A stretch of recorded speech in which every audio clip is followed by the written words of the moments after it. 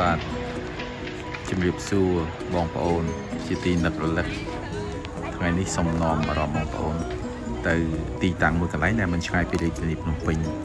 បើសិនជាបងប្អូនកំពុងតែស្វែងរកកន្លែងលំហែកាយបំបត្តិការនឿយហត់ពីការងារពេញមួយសប្តាហ៍ដោយមិនចាំបាច់ចំណាយពេលធ្វើដំណើរឆ្ងាយពីរាជធានីភ្នំពេញខ្ញុំគិតថាគិនស្វាយក្រៅគឺជាជម្រើសដ៏ល្អមួយសម្រាប់ការធ្វើដំណើរកម្សាន្តលក្ខណៈគ្រួសារឬក៏មិត្តភ័ក្តិនៅចុងសប្តាហ៍ខ្ញុំផ្ទាល់ម្ដងម្កាលក៏ទៅកាន់ទីនោះដែរស្ថិតនៅក្នុងស្រុកគៀនស្វាយខេត្តកណ្ដាលធ្វើដំណើរប្រមាណតែ30ទៅ40នាទីប៉ុណ្ណោះពីរាជធានីភ្នំពេញគឺយើងនឹងទៅដល់តំបន់រមណីយដ្ឋានបៃតងមួយនេះហើយគឺមានខ្យល់អាកាសបរិសុទ្ធព្រមទាំងសម្បូរទៅដោយធនធានធម្មជាតិនិងរុក្ខជាតិដែលដុះនៅតំបន់នោះយ៉ាងត្រជាក់ត្រឈឹងត្រឈៃផងដែរហើយក្រៅពីរុក្ខជាតិក៏មានដងព្រែកដ៏ស្រស់ត្រកាលដែលជាអំណោយផលពីធម្មជាតិចំណុចពិសេសដែលធ្វើឲ្យគៀនស្វាយក្រៅល្បីល្បាញនិងទាក់ទាញភ្ញៀវទេសចរមិនចេះដាច់នោះគឺសម្បត្តិធម្មជាតិនិងម្ហូបអាហារដ៏សម្បូរបែបសម្បូរផ្លែឈើនិងបន្លែធម្មជាតិនៅតាមដងផ្លូវនិងនៅក្នុងផ្សារគៀនស្វាយលោកអ្នកបងប្អូននឹងបានឃើញផ្លែឈើស្រស់ៗតាមរដូវកាលជាច្រើនគឺការប្រមូលផលភ្លាមៗពីចំការរបស់ប្រជាពលរដ្ឋក្នុងមូលដ្ឋាន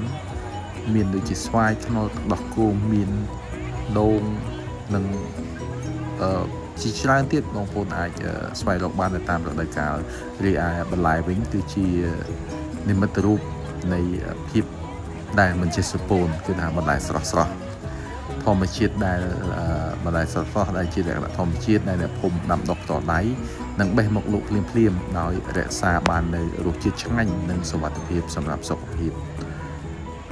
អ្វីដែលមិនអាចអ៊ំឡងបាននៅពេលដែលទៅដល់គៀនស្វាយក្រៅគឺការអង្គុយលំហែកាយលើរោងដែលរោងនោះមានទឹកនៅខាងក្រោមឬក៏ក្បូនបណ្ដែតទឹកអមដោយក្លិនឈ្ងុយឆ្ងាញ់នៃម្ហូបអាហារតាមជនបទម្ហូបពិសេសមានដូចជាត្រីអាំងក្តាមប្រៃអំពិលទុំមាន់ស្រែអាំងអាម៉ុកត្រីនិងសម្លកកូរសម្លម្ជូរគ្រឿងជាដើមឡាក់មានរសជាតិឈ្ងុយឆ្ងាញ់ប្លែកមាត់គឺយើងមិនខកបំណងទេការមកកំសាន្តនៅគៀនស្វាយក្រៅមិនត្រឹមតែជាការសម្រាកលំហែអារម្មណ៍និងរីករាយជាមួយម្ហូបអាហារដ៏មានឱជារសនោះទេប៉ុន្តែថែមទាំងជាការចូលរួមចំណែកយ៉ាងសំខាន់បំផុតក្នុងការជួយលើកស្ទួយសេដ្ឋកិច្ចគ្រួសាររបស់ប្រជាពលរដ្ឋនៅក្នុងមូលដ្ឋាននោះផ្ទាល់ផងដែរបាទបងប្អូនជាទីរាប់អានដូច្នេះហើយបើសិនបើចុងសប្តាហ៍បងប្អូនមិនទាន់មានគម្រោងទៅទីណានោះទេកុំភ្លេចបបួលក្រុមគ្រួសារឬក៏មិត្តភ័ក្តិមនុស្សជាទីស្រឡាញ់ទៅលំហែកាយទទួលទានបន្លែផ្លែឈើស្រស់ៗនិងម្ហូបឆ្ងាញ់នៅគៀនស្វាយទាំងអស់គ្នា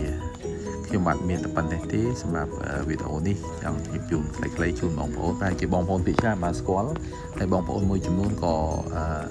មិនទាន់បានស្គាល់នៅឡើយ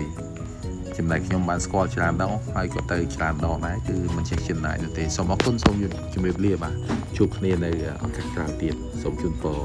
សុខសប្បាយសុខភាពល្អក្នុងក្រុមគ្រួសារទាំងអស់គ្នាបាទ